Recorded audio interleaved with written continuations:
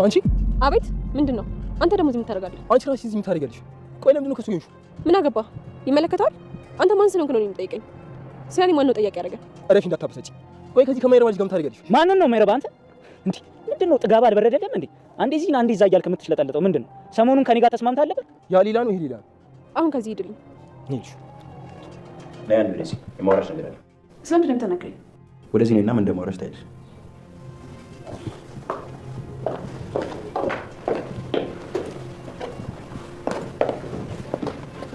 ስለምንድን ነው ማውራት የፈለገው? ብዙ ስራ አለብኝ። ቶሎ በል። ቁርስ ከማን ጋር ነው ስትበይ ነበረው? ማን ነው ቁርሱን ያቀረበልሽ? ምን አይነት ጥያቄ ነው አንተ? ለዚህ ነው ካላወራሁሽ ብለህ ያስቆምከኝ? ምን ነው አንቺ በልተሽ አስተረፍሽው ይሁን የሌላ ሰው እንጃ። ሳገኝ ወስጄ ለውሻ ሰጧት። እሱም በልታ አንዱ ተንፈራፍራ ሞተች። ሞተ? ቆይ ለምን ይሞታል? ምግብ አንቆት ነው? አሁን ነገር አንደኛው ሳኒ ማን ያቀረበው? ምግቡ ደግሞ ተመርዟል እንዴ? ማለት እኔም እኮ ምግቡን በልቼዋለሁ። ስለዚህ ሞታለሁ ማለት ነው? በቃ ልሞት ነው? ምን አለበት ሳታወሳስበኝ መጠየቅሽ በቀጥታ ብትመልሺ። ምግቡ ማን ያቀረበው? አብረሽ የቀረበውስ ማን ነው? እኔ የቀረብኩት ለብቻዬ ነው። ቆይ እንዴት? ማን ነው ይሄን ያደረገው? ማን ነው እኔ እንድሞት የፈለገው? አንዱ ሳን ብቻ ነው የተመረዘው። ስለዚህ ከአንቺ ውጭ አብረሽ የነበረውን ሰው ተናገሪ። አረ ምንም ሰው የለም። ማንም አልነበረም። እኔ ለብቻዬ ነው ስበላ የነበረው። እና በሁለት ሰዓት ነው እንዴ አንቺ የምትበይው? እኔ በአንድ ነው የበላሁት። ምናልባት እኔ ከሄድኩና ከተነሳው በኋላ ሌላ ሰው አቅርቦ በልቶ ሊሆን ይችላል እንጂ አንቺ ለማንም ምግብ አላቀረብሽም። እንደዛ ነው አይደል? አዎ እኔ ለማንም አላቀረብኩም። ቆይ ግን እኔን የሆነ ሰው ሊመርዘኝ አስቦ ነበር ማለት ነው? እና በልተሽለት ምንም አልሆንሽም አይደል? አረ እኔ አልበላሁም። ካቀረብኩት በኋላ ስልክ የጠራና ቸኩዬ ወጣሁ። ኧረ ተይ፣ ስለተደወለ ብቻ ሳትበይ ወጣሽ? አዎ ምንድን ነው ቶሎ ቶሎ አትይም እንዴ? በጣም እየተፈተትሽ እኮ ነው። አይ መጀመሪያ መጽሐፍቶቹ ላውርድና ሙሉ ያምጥ ቸገራለሁ።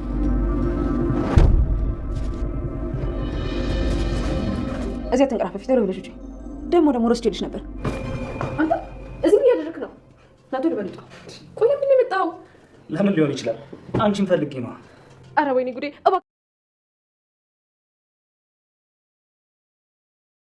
ወይዘሮ ሄለን ለኑኑ ሰጥታት የነበረው ምግብ የተመረዘ እንደሆነ ታወቀ። አይንዬ ምግቡን ማን እንደበላውም ሳታውቅ ተረራፊ መሆኑን ብቻ አይታ ለውሻው ስትሰጣት ውሻው ፊት ለፊቱ በመሞቱ እጅግ በጣም ተደናግጣ ብቻዋን እያወራች ወደ ቤት ስትመጣ ቤሉልም እንዴ ምን ሆነሽ ነው? ምንድን ነው? ምን ጉር ነው እያላት ነበር። እሷም ውሻው ሞተብኝ ብትልም የውሻ መሞት እንዴት ጉድ ጉድ ያስብላል እንዴ ታማ ይሆናል ብትባልም አይ ለውሻው መሞት ስበዋኔ መሆኔ ነው ያስደነገጠኝ ብላለች። ቤሉልም ምንድነው ምክንያቱ ብሎ በጠየቀ ጊዜ ከዚህ የተራረፈ ምግብ ነበረ እሱን ወስጄ ሰጣት ነው ውሻይቱ የሞተችው ብላለች። ምግብ ማን ነበር የቀረበው ባላት ጊዜ ሄለን ጧት ቁርስ ስትበላ ይቻት ነበር ብላለች። ቤሉልም ምን እየተፈጠረ ነው እዚህ ቤት ያለው ማምን ሊመርዘው ሊገሏት ነበር ወይስ ምንድነው? አብሮ የቀረበው ሰው ማን ነው ባለ ጊዜ አይንዬም አይ እሷ ብቻ ናት እያለች ነበር። ግን ደግሞ ኤልሹ ኑኑን ብትበቀላትም በህይወት አትርፋታለች። ወይዘሮ ሄለን ኑኑን ልትገላት አስባ ነበር። ግን ደግሞ ኤልሹ ፈልጋ ስለጠራቻት ምግቡን ሳትበላው ተነስታ ነበር። ያም ምግብ ነበር አይንዬ ለውሻዋ የሰጠቻት። ወይዘሮ ሄለን ኑኑን በከባዱ ተበቅላታለች። መኝታ ቤቷን እንድታጸዳ ጠርታ ካስቀመጠቻት በኋላ ቤቷን እያጸዳች ሳለ ምንም ልብ ባላለችበት ጊዜ ጌጣጌጡን ኪሷ ውስጥ አርጋባታለች። ኑኑም ይሄን ነገር አልተመለከተችም። ከጆ ጋርም ተደራደራለች። ጆን ፊት ስለነሳችው ብቻ የሄለን ተባባሪ ሆኖ ኑኑን ያዋርዳት ይሆን በሰው ፊት ወይስ ምን ሊፈጠር ይችላል? የመሲ ክፍልም ውስጥ ሪከርደር አስቀምጣባታለች። መሲ ከማን ጋር እንደምታወራና ስለምን እንደምታወራ ጭምር መሲ ቤተሰቡን በከባዱ ታጥምዳቸዋለች። ሰላም ውድና የተወደዳችሁ ውድ ቤተሰቦች እንደምን አላችሁ? በያላችሁበት የዓለም ዳርቻ ሰላማችሁ በዘት ተረፍ ይበል እያለን በአዲስ መተናል። በቅንነት ላይክ፣ ሼር፣ ሰብስክራይብ እያደረጋችሁ ቤተሰብ አድርጉን።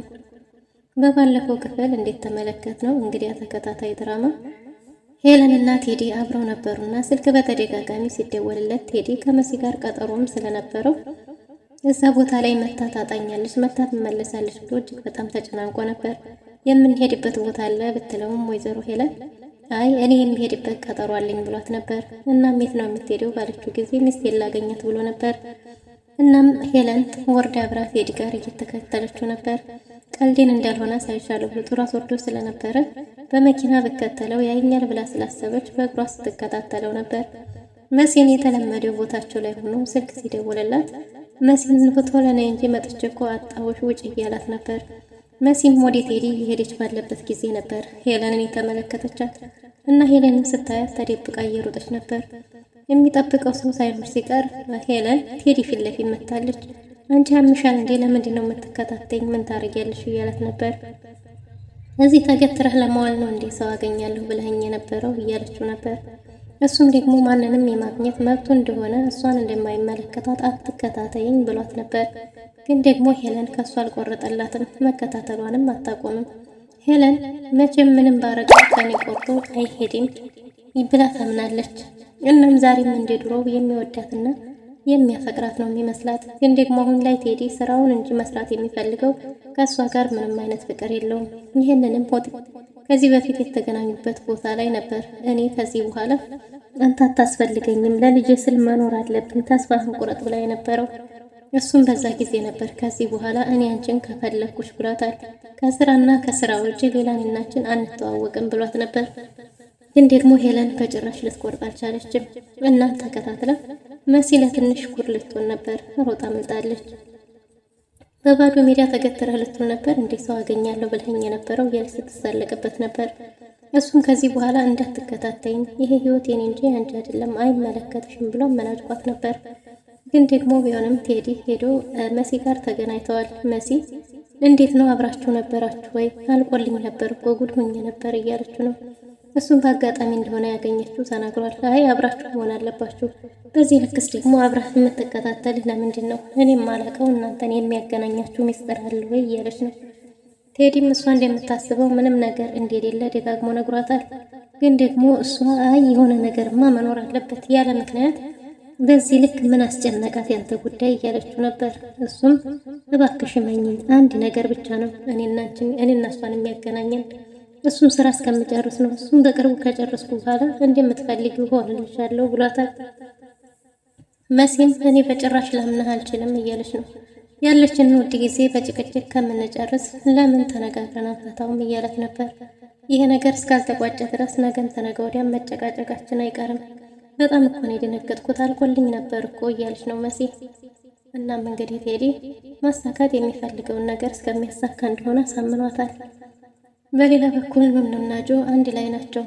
ኑኑ በቅንነት ኤልሹን ያገዘች መስሏት ኤልሹ ውለታዋ የለኝ ስላለቻት ነበር ይህን ስራ እየሰራች ያለችው። ኤልሹ ግን ኑኑ ከርታታለች። ኤልሹ ፍላጎቷ ከወንድሟም ሆነ ከቤልሉም እሷን ማራቅ ነበር እና ይህንንም አሳክተዋለች። የኤልሹን ልብስ ለብሳ ኤልሹን ሆና በኤልሹ መልክ አዶኒን እየቀረበችው ነው እና አዶኒን የምወስድብህ ቦታ አለኝ ብላ የተቀመጡበት ቦታ ድረስ ወስደዋለች። ከወሰደችውም በኋላ ያቺ ኤልሹ አይደለች ኑኑ አይደለች እንደ ደግሞ እዚህ ምን ትሰራለች ብላ እንዲመለከታት ያደረገችው እሷ ነበረች። ቤሉልም አዶኒን በጣም ተናዷል። አንተም ሆንክ ወንድሜ የማታውቁት ማንነቷ ይሄ ነው። እሷ ይሄ የዘወትር ህይወቷ ነው። ሁልጊዜ እኮ እንደዚህ ነው፣ ትጋ ይገናኛሉ እያለችው ነበር። አይ በጭራሽ እንደዛማ ሊሆን አይችልም፣ በአጋጣሚ ነው የሚሆነው እያለት ነበር። እናንተ እኔን አታምኑኝም፣ ግን ደግሞ በላያችሁ ላይ ታርጋባችኋለች እያለችው ነው። ቤሉል አይ እንደዚህማ ሊሆን አይችልም እያለ ነው አዶኒ። ወይ ከወንድምሽ ጋር አልነበረች እንዴ ቢላትም ወንድሜንም ቺት አርጋበት ከሱ ጋር ተለያይተዋል እያለችው ነው። አዶኒ በጣም ተናዶ ስለነበረ የተቀመጡበት ድረስ ሄዶ ደግሞ አንቺ እዚህ የማይረባ ጋር ምን ታረጊያለሽ ብሏታል። ኑኑም ለሱ ልክ ምን አገባህ፣ ምን ይመለከታል፣ አንተስ ምን አገባህ እያለችው ነበር። አዶኒም እንግዲህ አንቺ ቢያንስ የሚመጥንሽ ሰው ጋር አትሆኝም እንዴ፣ እንዴት ከሱ ጋር ትሆኛለሽ ብሏታል። እሱም ደግሞ እንዴ ጓደኛ ሆነን ነበር እንዴ፣ ምን ተፈጠረ፣ ምንድነው እንዲህ የሚያረግህ እያለው ነው። ግን ደግሞ ጓደኝነት የተገናኘንበት ያ ሌላ ይሄ ሌላ ምንም የሚያገናኘው ነገር የለም፣ እንዴት ከሱ ጋር ትሆኛለሽ፣ ከእንዴት አይነት ባህሪ ነው የነበረሽ እኔ የማላውቀው እያለ ታናዶ ኤልሹን ይዞ ተመልሷል። ኤልሹ ሀሳቧ እቅዷ የተሳካላት ይመስላል። ኤልሹ የምትፈልገው ከአዶኒና ከቤሉል ኑኑን ማራቅ ነበር፣ እሱም ተሳክቶላታል። አዶኒ አለባበስሽ ከአንቺ ባህሪ ጋር የሚሄድ አይደለም፣ ደግሞ ይሄ ምንድን ነው ብሏት ነበር። እሷም እንዴ ምን ለምፈልገው እንደዚህ አይነት አለባበስ ነው ስትል አልነበረም እንዴ፣ እኔም በአጋጣሚ የለበስኩት ብላለች። ነገር ግን የለበሰችው አዶኒን ለማማለል ነበር። አዶኒም እሺ በቃ አታኩርፊ ያምርብሻል ብሏታል። እኔን እንዳይደብረኝ ብለህ ነው እውነታውን ተናገር እያለችው ነበር። የተረጋጋች ሳቂተኛ ብሏት ስለነበረ በየምክንያቱ ያለየምክንያቱም ትስቃለች። አዶኒም ግራ ተጋብቶታል። እንዴ ምን የሚያስቅ ነገር አገኘሽና ነው የምስቂው እያላት ነው። ጆና ኑኑ በብዙ ነገር አልተግባቡም። ጆ ከኔ ጋር መታየት ያሳፍርሻል እንዴ? ከኔ ጋር መሆን ሳትፈልጊ ነው ወይ ከኔ ጋር የመጣሽው እያለ ነበር። እሷም ስትጠባበቅ የነበረው ኤልሹን ነበር። ኤልሹ ለእሷ ጉድጓድ እየቆፈረችላት እያጠመደቻት እንደሆነ አልገባትም። ኤልሹን በቅንነት ለእሷ ብላ ባደረገችው ድርጊት በራሷ ላይ ሁሉም እንዲጣሏት አድርጋለች። እንግዲህ ኤልሹና አዶኒ ከተመለሱ በኋላ ኑኑም ጆን ከዚህ በኋላ አላገኝህም ብላ አመነጫጭቀውና ሰድባው ነበር ወደ ቤት የተመለሰችው። እኔ ላንተ ምንህም አይደለሁም፣ አንተና እኔ ምንም አይደለንም ብላ ወደ ቤት ተመልሳ መጣ ነበር። ግን ደግሞ ቤሉልም አዶኒም ሁላቸውም ከጆ ጋር እንደሆነች አይተዋታል። ጆን ቤሉልን ለማናደድ ሞክሯል። እንዴት ነው ለዛ እንድትደባደብላት የነበረችው ሴት በራሷ መርጣኝ መጣች እያለው ነው። ቤሉልም እንግዲህ የተመረጠ ሰው ብዙ አያወራም ስላልተመረጥክ ነው ብሎት ነበር። ግን ደግሞ የተናደደ ብዙ ያወራልና ይኸውን የኑ መርጣ መታለች ብሎታል።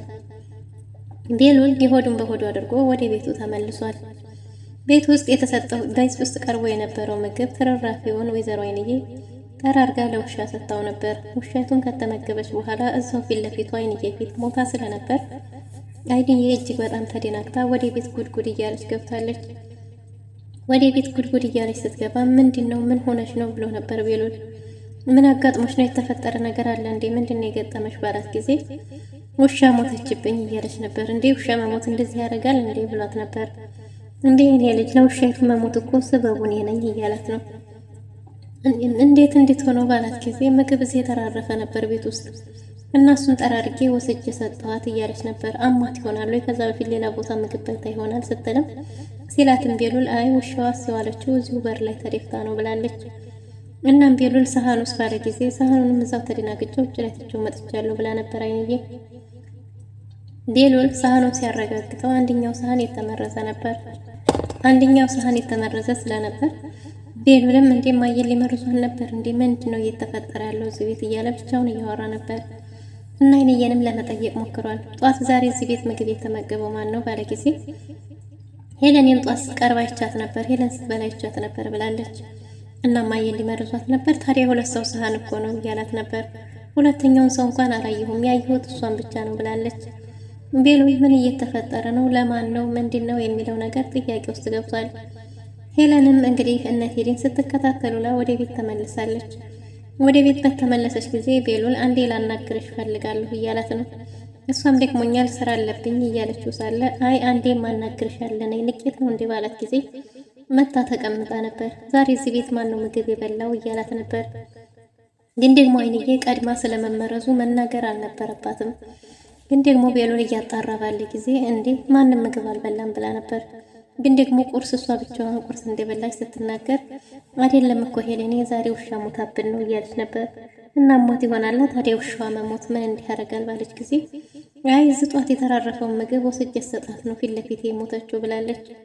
በዚህም ጊዜ እኔ በልቼ ታዲያ እኔ ለምን አልሞትኩም እያለች ሳለ እና አንደኛው ሳህን የተመረዘ ነው ብሎ ቤሉል አፋጦ ሲይዛት አይኔ ያልበላሁም ስልኬ ሲደወል ተነስቼ ይቻለሁ ልመረዝ ነበር መረዘው ሊገሉኝ ነበር እያለች ያዙ ይልቀቁኝ ማለት ጀምራለች። ቤሉልም በተቻለው መጠን ለማጣራት እየሞከረ ነው። ግን ደግሞ ማንም ማመን እንዳለበት ግራ ገብቶታል። ሄለንም በገዛ ቤት መርዘው ሊገሉኝ ነው እና ሞታለሁ ማለት ነው እያለች ነበር። ግን ትንሽ ቆይታ ደግሞ አልበላሁም ብላ ክዳለች። ሁለት ሳህን እኮ ነው ያለው አንደኛው ነው የተመረዘው። ስለዚህ ሁለተኛው ሰው ማን ነው ብሎ እያጣራ ነበር። ግን ደግሞ ሄለን አይ እኔ ብቻዬን እንጂ ማንም ሰው ይበላ የለም ብላ ክዳለች። እናም እንግዲህ ከዛም ተነስታ ወደ ክፍሏ ስትሄድ ቀጥታ ሄደችው መሲ ክፍል ነበር። መሲ ክፍል ሪከርደር አርጋዋ ስር አስቀምጣለች። መሲና ኑኑም እንግዲህ ያላሳብ እየወሩ ነው። ቤሉል እዚህ ቤት ምን እየተፈጠረ ነው? የእውነት እሷን መርዘው ሊገሏት ነው እያለ ነው። አይንዬ እጅግ በጣም ተጨንቃለች። ይሄ ነገር ሁሉ ወደ እኔው ልጆች እንዳይመጣ እንጂ ይሄ ነገር የኔው ጉድ እንዳይሆን እያለች እጅግ በጣም ተጨናንቃለች። ኑኑ ድንገት ከውጭ ስትመጣ የት ነሽ? የት ነበርሽ? ምን ጉር ነሽ? እያለች ነበር። እዚሁ በር ላይ ነበርኩኝ ብላለች። ዛሬ ለሄለኔ ምግብ የሰጣት ማን ነው ስትልም ኑኑ ምንም ነገር ስላላወቀች እኔ ነኝ የሰጠኋት ብላለች። እና ታዲያ አንደኛው እኮ ተመርዟል አንቺ ነበር ስትላት እኔ ምንም የማውቀው ነገር የለም በአጋጣሚ ይሆናል ብላት ነበር። አንዱ ምግብ ተመርዟል፣ ሁለት ሰዓት ነበር የነበረው ውሻይቱ ፊት ለፊት የሞተች እያለቻት ነበር። ግን ደግሞ ሄለን ስላልበላም እሷ አልሞተችም ብትላትም አልበላችም ብላ ነበር። አልበላች ሰዓት ፈላው ስለሄደች ስትላኝ ኑኑም ኧረ በልታለች እያለች ሳለ ድንገት መሲ ተከትላ መጣለች። እንዴ ምን ጉድ ናችሁ? ሁላችሁም ቤት ውስጥ አልነበራችሁም ወይ? እባካችሁ አንገቴን አታስደፉኝ፣ አታዋርዱኝ እያለች ነበር አይንዬ። አይ አብረን ነበርን እንጂ ውጭ ላይ ነበርን ብላለች ኑኑ። አብረን ነበርን እኮ ተቀድማኝ ገብታ ነው ብለውት እንዴ ምንም ተሸፋፍነዋል። እናም ኑኑ ተያይዘው ወደ መሲ ክፍል ገብተው መሲ ጋር እያወሩ ነበር። አንቺም ውጭ ነበርሽ እንዴ ስትላት አዎ ውጭ ነበርኩ ብላለች። መሲንም የት ሄደሽ ነበር ባለቻት ጊዜ መሲ እኔም ጌጡን ለመልስ ሂጄ ነበር ተባብለው ሲያወሩ ነበር። ግን እኮ አንቺ ከመምጣትሽ በፊት እናቴ ጋር እያወራን ነበር፣ ውሻ ሞተብን እያሉ ነው ብላ ስለ መርሱ ልታወራ ስትል ሄለን ጠርታታለች። ሄለን በጠራቻት ጊዜ ኑኑ ወደ ሄለን ክፍል ገብታለች። ውጭ ለውጭ ስትንከራተች ከምትይ እኔ ሳልናገርሽ በፊት ስራሽን ጠንቅቀሽ አውቀሽ አሰሪም ወይ እያለች እየተናገረቻት ነው። ኑኑም ኧረ ከዚህ በፊት እኮ አጽድቼዋለሁ ብትልም አሁኑኑ መጽሐፎቹን አውርድሽ አጽጂ ብላታለች። እሺ ብላ መጽሐፎቹን ልታጸዳ እያወራረደች ሳለ ሄለን ኪሷ ውስጥ ጌጣጌጦቿን አስቀምጣባታለች። ከዛም ለጆ ደውላለት አብረው መስራት ያለባቸው ስራ እንዳላቸው ተናግራ አሁን ና ቶሎ ብለዋለች። ጆን በክፍያው ከተስማማሽ ብቻ ነው፣ ከዚህ በፊት የደበቅኩልሽ ሚስጥር አለ፣ ተጨማምሮ ክፍያ ይበዛብሻል ብሏት ነበር። እሷን መክፈል እንደምትችል በዚህ ከታመነ ደግሞ ቀጣይ ብዙ ስራዎች እንደሚኖሯትም ተናግራ ወደ ቤት ጠርተዋለች። ጆም ሲሮጥ ወደ ቤት መጥቷል። በዚህን ጊዜ እንግዲህ ወይዘሮ ሄለን ኑኑን ሌባ ብላ በሰዎች ፊት ለማዋረድ ወስናለች። እናም እንግዲህ ጆ መቶ ቤት ቁጭ እንዳለ ኑኑ ድንገት ስታገኘው ደግሞ አንተ ምን ልታረግ መጣ? ውጣ ከዚህ ቤት እያለችው ነው።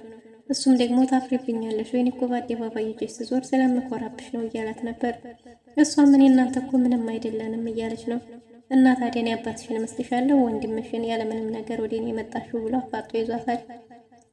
ኑኑም ከሱ ምንም እንደማትፈልግ እሱንም እንደማትፈልገው እና ሰዎች ካዩ እንደሚቆጣት ተናግራ ውጣልኝ ብትለውም እሱ ግን አልወጣም ብሎ እምቢ ብሏል። ኑኑ ጥላው ስትሄድ እንግዲህ ሄለን ወርዳ እያናገረችው ነበር። ሄለን እዚህ ቤት ጌጣጌጥ እንደጠፋኝ አድርጌ ሄለን ኑኑ ኪስ ውስጥ እንደምታስቀምጥና ኑኑ ጌጣጌጦቹን እንዲሸጥላት ይዛ ወደ እሱ እንደሄደች አድርጎ እንዲናገርና በሰዎች ፊት እንዲያዋርዳት ትነግረዋለች። በዚህ ልክ ተንኮል ከየት ነው የተማርሽው? ለእኔም እስቲ ንገሪኝ፣ ለክፉ ቀን ይጠቅመኛል እያላት ነበር። እናም በገንዘብ ተደራድረዋል። በገንዘቡ ተስማማ፣ ካልሆነ ግን በሌላ መንገደኛ ሰው አሰራዋለሁ ስትልም እሺ ብሎ ተስማምቷል። ጆ የእውነት የሄለንን ትዕዛዝ ተቀብሎ ኑኑን ያዋርዳት ይሆን ወይስ ምን ሊፈጠር ይችላል የሚለውን በቀጣይ ክፍል ይዘን የምንመጣ ይሆናል። ለዛሬ ነበርን ቆይታ ይመስል ነበር። መልካም ጊዜ